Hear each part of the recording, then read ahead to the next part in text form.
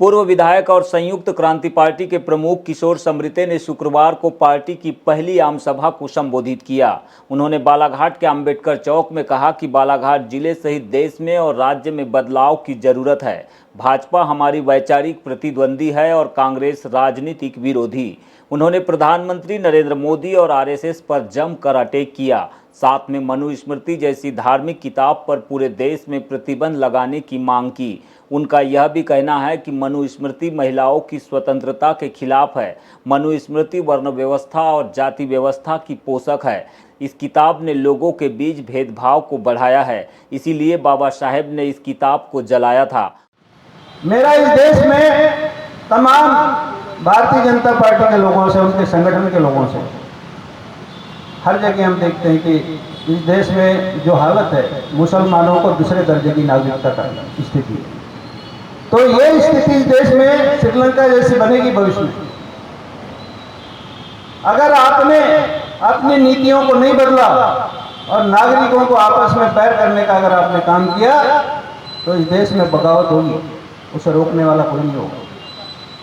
और वो दिन भी दूर नहीं होगा कि जब लोग आपको ईवीएम से नहीं हटा पाएंगे, वोटों से नहीं हटा पाएंगे, तो तख्ता पलट करने का इस देश में आज़ाद भारत में पहला काम होगा, जो एक बड़ी बात होगी। तो इससे सरकार को बचना चाहिए कि आक्रोश इतना ज़्यादा ना फैलाओ, इतना ज़्यादा लोगों में द्वंद्व न पैदा करो कि लोग आपके खिलाफ इस स्थिति में हो जाएं कि इस देश में आपको हर जगह विरोध का सामना करना पड़े। तो मेरा कहना, दुनिया में 4000 से भी ज़्यादा किताबें भारत में प्रतिबंधित है, तो मनुस्मृति बैन होना चाहिए। और मैंने इसको लेकर भी हाई कोर्ट में पिटीशन भी मैं फाइल कर रहा हूँ कि बाबा साहब ने इसको जलाया था, कानून मंत्री बनने के बाद उसको बैन नहीं लगा पाया, लेकिन उस पर बैन होना चाहिए। तो ये हमारे सामाजिक व्यवस्था के मुद्दे हैं। आपको पता होना चाहिए कि अगर इस देश में वर्ण व्यवस्था खत्म हो गई, जानते हैं उसके क्या फायदे होंगे? यदि छुआछूत खत्म हो जाएगा, वर्ण व्यवस्था के लिए सरकार ने कोई काम नहीं किया।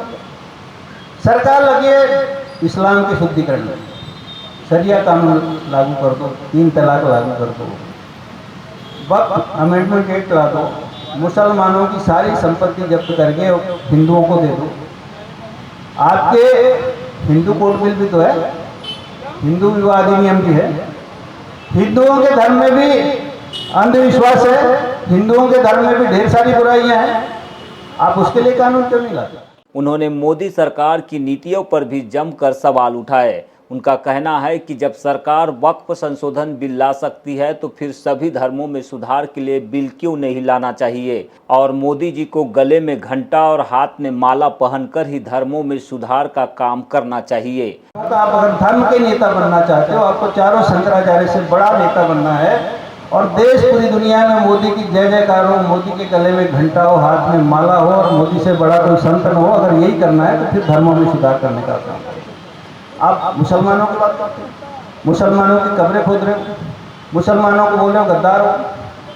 पश्चिम बंगाल में आप लगातार ममता बनर्जी बोले गद्दार है, बांग्लादेश बनाना चाहते हैं। भाई आपके पास सेना है, आपके पास पुलिस है, आपके पास कॉन्स्टिट्यूशन है, इस देश के सबसे बड़े पद पर बैठे हुए आप कैसे बना सकते हैं? आपके बिना कैसे बना सकती है बांग्लादेश?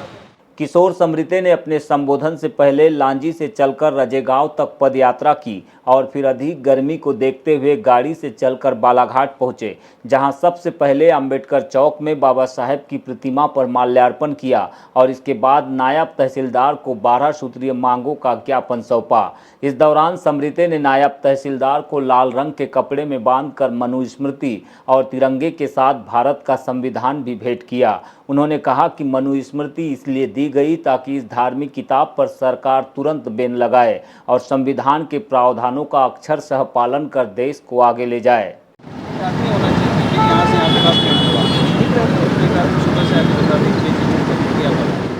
किशोर समृते की इस जनसभा में लोगों की संख्या बहुत ही कम रही, लेकिन उन्हें सुनने वाले लोग चारों ओर मौजूद रहे। लंबे अरसे के बाद बालाघाट में हुई उनकी इस सभा ने राह चलते लोगों को भी अपनी ओर आकर्षित किया।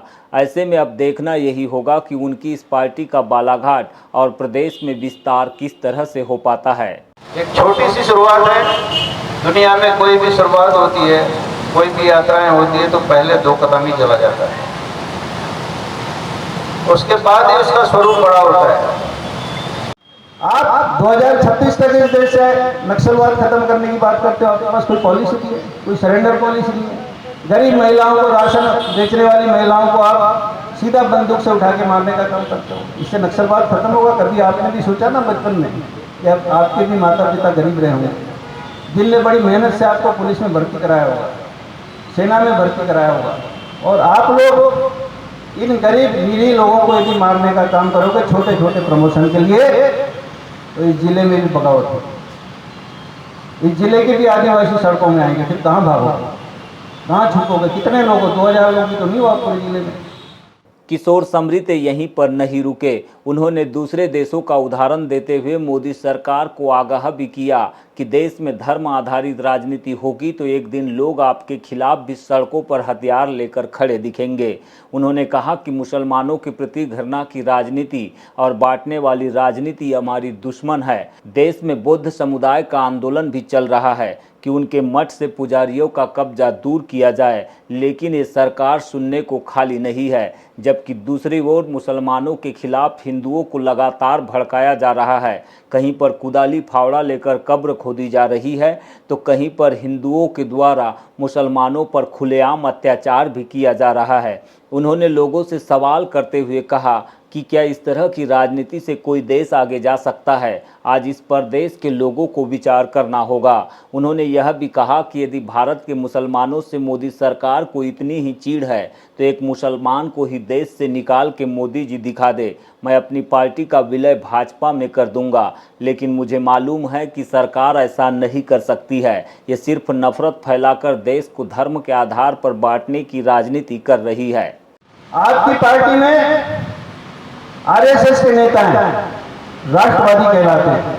मुझे पूरे देश में बताओ कितने आरएसएस के नेता इस देश की आजादी के लिए फांसी पर चढ़े? एक आदमी का नाम बताओ इसी मंच पे आकर। और कितने भारतीय जनता पार्टी के नेता हैं जो इस देश की आजादी के लिए लड़े? पंडित जवाहरलाल नेहरू को आप गाली देते हो और सरदार वल्लभ भाई पटेल को नेता मानते हो। सरदार वल्लभ भाई पटेल होम मिनिस्टर थे नेहरू जी के मंत्रिमंडल में। दूसरी पार्टी का व्यक्ति आपका नेता कैसे हो सकता है?